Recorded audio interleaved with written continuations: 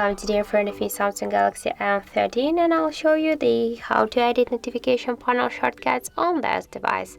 So let's just first open the top bar here, and now just to add here some icons or just to remove a couple of these or just to change their positions, we should click here to plus, and after that we can see all these invisible icons. For example, just to add the focus, I can hold it and drag it here to this down section, just to the position where you want to add it. And let's just add, for example, the microphone access. So let's add it here. That is where just you should hold it and drag it to this down section. Now, as you can see, that's so simple. If you want to remove some icons from here, just hold it and drag it to this up section by this way. Then just to save the changes, click to done, and that's it.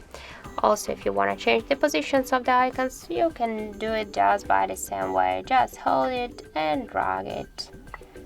So let's just here add the flight mode and the sound mode, the next one. Just tap to down and you'll see here the changes. And that's it. That's how to edit notification panel shortcuts on now a Samsung Galaxy device. Thank you for watching, and if you find this video helpful, don't forget to leave a like, comment and to subscribe our channel.